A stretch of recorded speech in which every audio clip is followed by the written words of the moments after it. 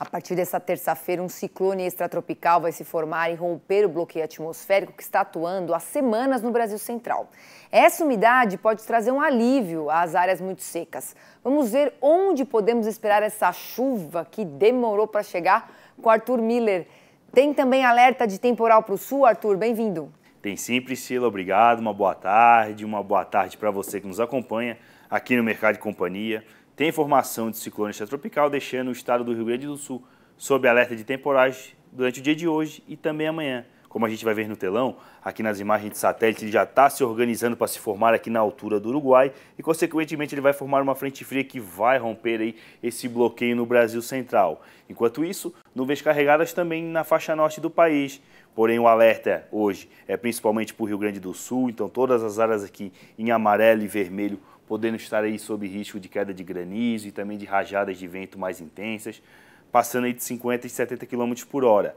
Amanhã, conforme o ciclone vai se afastando para o oceano e a frente fria vai ganhando força, o estado do Rio Grande do Sul ainda fica sob alerta de temporais e aí pegando também parte do centro-sul de Santa Catarina também sob o risco de tempo severo. Após isso, aí já não é mais a questão de granizo e vendaval, a chuva vai começar a avançar de forma não tão volumosa para grande parte do país. Começando então justamente pela região sul, temos aí que o sistema vai avançar, leva a chuva para Santa Catarina, Paraná, uma chuva muito boa, que ajuda a aumentar a umidade relativa do ar e aliviando também o calorão, principalmente no norte paranaense. O alerta fica para o sul do Rio Grande do Sul, na qual aí nos próximos dias o volume ainda passa de 80, pode chegar a 100 milímetros e provocar alagamentos e também deslizamentos.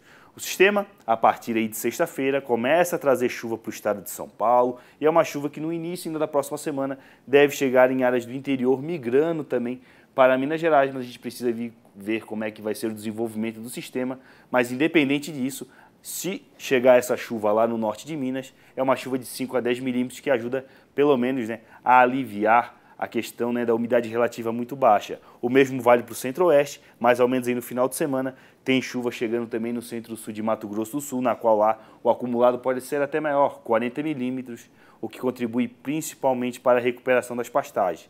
No nordeste, o cenário não muda.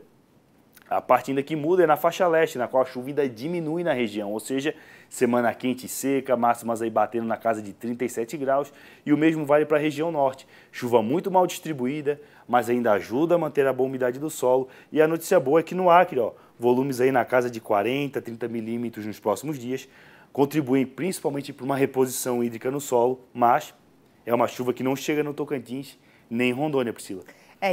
Esse detalhe que a gente trouxe na manchete, logo no começo do jornal, porque a temperatura também vai diminuir em grande parte do centro-sul do Brasil. E existe sim, mesmo que localizado, risco de geada em parte ali do Paraná, como você falou, em alguns pontos mais altos.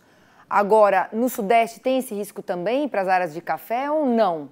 No Sudeste a tendência é que chegue o frio, mas não para risco de geada. Vamos ter sim geada também no Rio Grande do Sul e também em áreas do Paraná. Porque assim, hoje ainda tem essa chuva no Rio Grande do Sul, mas na retaguarda do sistema, a partir de quarta, quinta-feira, a temperatura já despenca na região sul. Como eu falei, máximas aqui elevadas, e quando a gente olha para a questão também dos focos de incêndio, então muita atenção aí para o manejo com fogo nos próximos dias, porque essa situação deve persistir ainda nos próximos 10, 15 dias. Em relação à geada, temos a situação aí em Ibaiti, um dos principais municípios produtores de café no Paraná. Sexta-feira e sábado chuvosos, com a temperatura diminuindo. No domingo a temperatura despencando, mínima de 4 graus, ou seja, o risco é baixo para geada, mas ele deve ocorrer, e pegando também municípios vizinhos. Quando a gente olha para Passo Fundo, no Rio Grande do Sul, uma sexta-feira com sexta, sábado e domingo com geada, mínimas aí, despencando, ficando na casa de 2 graus.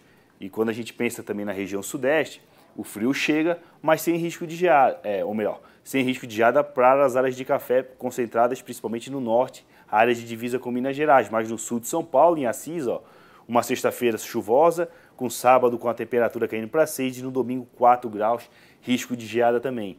Não, como são várias regiões em situações diferentes, Naviraí, sul de Mato Grosso do Sul, uma sexta-feira com mínima de 10, no sábado caindo para 4, risco de geada, domingo a temperatura volta a se elevar, mínima de 6, então muita atenção aí, principalmente pecuarista, porque o gado não é acostumado com frio, então vão ser aí de 4 a 5 dias com mínimas abaixo de 10 graus aí, podendo ter o óbito dos animais se não tiver aí uma instalação para se proteger do frio, porque uma coisa é a temperatura estar 4, 6 graus, outra coisa ele está ali, né, no solo, a temperatura fica mais baixa ainda, e se ele pegar vento, a sensação térmica vai lá embaixo, e aí, infelizmente, né, evitar o pior. E a nossa produção separou umas imagens, porque na última quinta-feira, né, um caminhão guindaste que transportava um radar meteorológico na cidade de Montenegro, a 70 quilômetros de Porto Alegre, tombou em uma ribanceira. A gente vai ver aqui também, inclusive, o momento, né, que eles estão tentando passar pelo caminho, entendeu? E logo tem aí uma descompensação de peso. E olha só, a gente vai ver o radar caindo pela ribanceira. Uma cena bem chocante. O radar custa 25 milhões de reais, veio da República Tcheca e chegou no Brasil em junho para poder contribuir com o monitoramento após as enchentes do Rio Grande do Sul, que deixaram aí 182 mortos, 29 desaparecidos e 806 feridos. O radar vai monitorar dados sobre chuva, ventos e temperatura em um raio de 150 quilômetros, com atualizações de 15 em 15 segundos. O motorista foi prontamente socorrido e o radar não sofreu danos. Mas o que a gente mostrou nessa imagem, né, é porque, claro, existe, né, Arthur, a gente comentou até no nosso podcast, a preocupação de trazer aí toda uma ferramenta, toda uma tecnologia, mas também a logística para que isso aconteça tem que estar muito segura, senão você coloca em risco um investimento de 25 milhões, não é verdade, Arthur? Exatamente, né?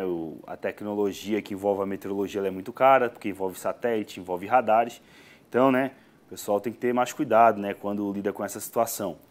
E ainda bem que, né, o motorista saiu vivo, aparentemente parece que o radar não sofreu danos, o que é muito bom para o Rio Grande do Sul, né? Quanto mais tecnologia, mais vai ajudar, né, pela questão da previsão do tempo, e mais importante, além de investir na tecnologia, né, em mão de obra qualificada, porque nada de adianta só ter o equipamento e não ter o pessoal adequado para avaliar esses dados, né? Porque eu gosto de fazer analogia com a medicina, né, que todo mundo precisa ir no médico, né? Não é qualquer um que vai lá e bota um jaleco branco e vai fazer uma cirurgia, né? Então, que o governo seja responsável e também bote gente capacitada a operar a fim, né, de levar também uma boa previsão do tempo, a fim de contribuir não só para evitar o desastre, mas também como, né, evitar a morte. Com certeza. Olha, obrigada, viu, Arthur, mais uma vez aqui pela sua participação. Até amanhã. Obrigado, Priscila. Uma boa tarde para você que nos acompanha.